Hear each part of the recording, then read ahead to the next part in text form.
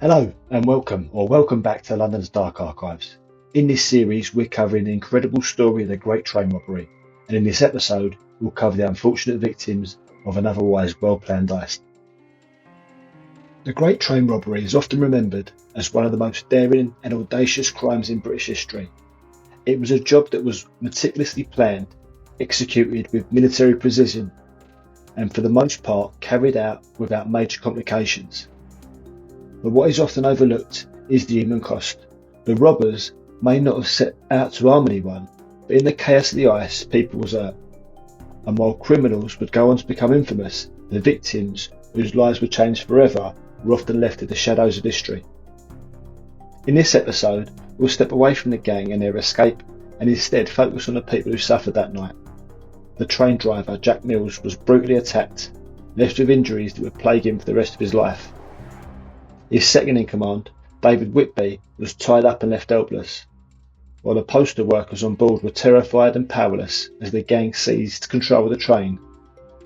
This is their story. It was just after 3 a.m. on the 8th of August 1963. The Glasgow to London Royal Mail train was making its way through the quiet countryside of Buckinghamshire. On board, the crew had no idea they was about to become part of one of the most infamous crimes in British history. Jack Mills, the train driver, was at the controls, guiding the train through the dark countryside. He was a veteran railwayman, experienced and reliable.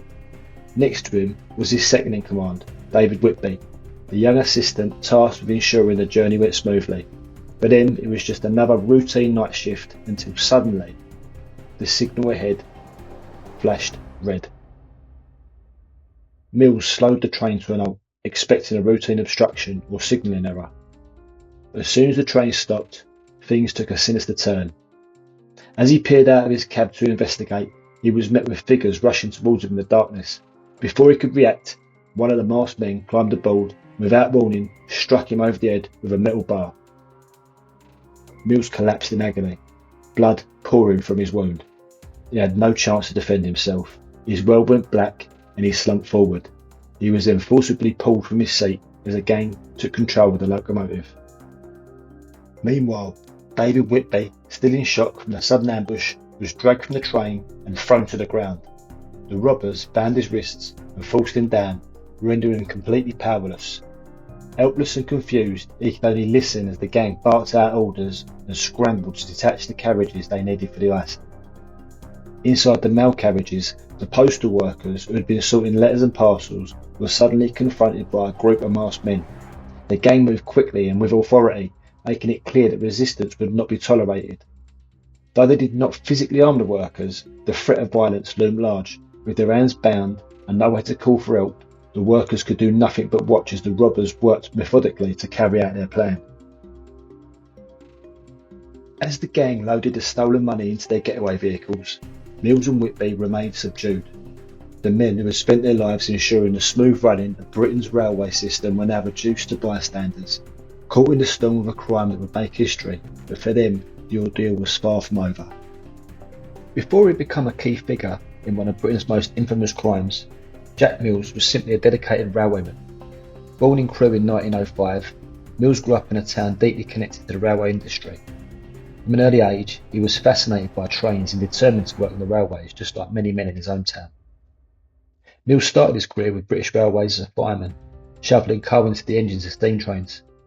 Over the years, through hard work and dedication, he rose through the ranks to become a fully qualified train driver, and by the 1960s, he spent decades on the railways, gaining a reputation as a reliable and experienced professional.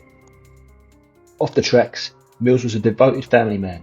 He was married and had children, and his job as a train driver provided a stable, albeit modest livelihood. He took pride in his work, never expecting that one night on the job would change his life forever. When he climbed into the cab of the Glasgow to London Royal Mail train on the night of August 7th, 1963, he had no idea he was about to become a victim of one of the most infamous heists in history. His name would forever be linked to the Great Train Robbery, but not as a mastermind or a conspirator.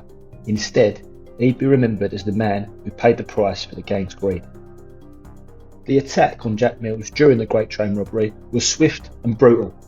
As he peered out of his cab to investigate the unexpected red signal, one of the robbers, believed to be an enforcer, struck him over the head with a heavy metal bar or a kosh.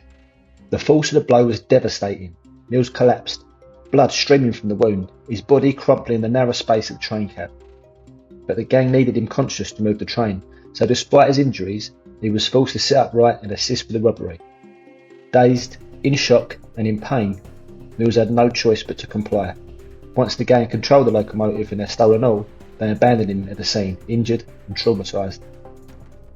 In the immediate aftermath, Mills was taken to hospital where doctors treated a deep laceration on his head. Though he survived the attack, the injury had lasting effects. In the months following the robbery, he suffered from severe headaches and dizziness, symptoms commonly associated with post-concussion syndrome. His ability to work and function, as he once said, was also severely impacted.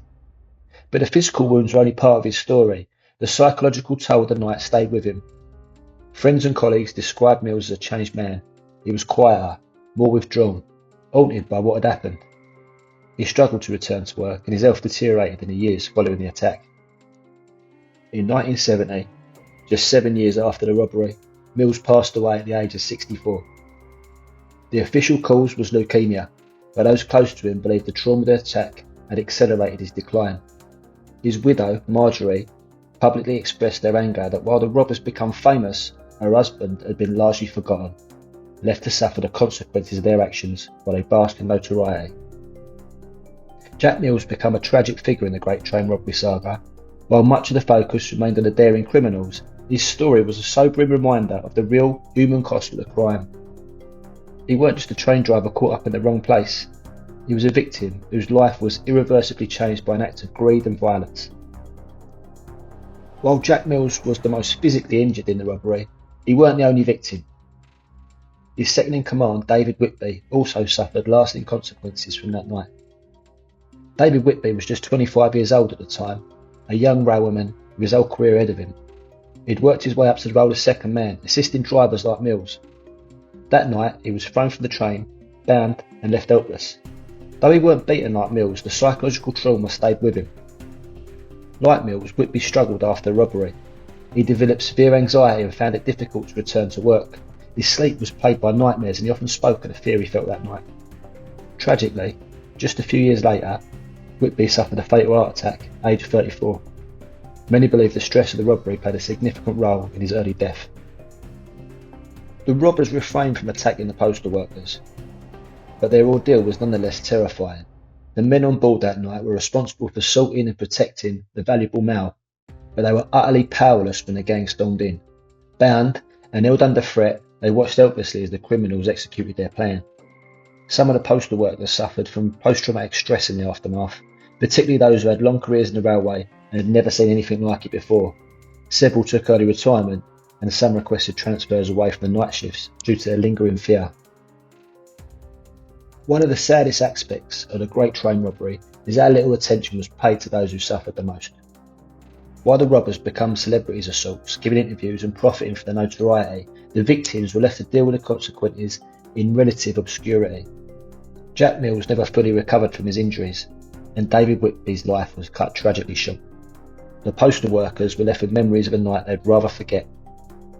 Their names may not be as well known as Ronnie Biggs or Bruce Reynolds, but their suffering was just as much a part of the story. This has been a sobering episode, but the story ain't over yet. Join me again next time and we'll cover the fate of the gang. Please remember, if you enjoy these stories, a like, a comment and especially subscribing makes a massive difference to the number of people that these videos reach, and I really appreciate each and every single one of you do that for me. Thanks again, see you next time.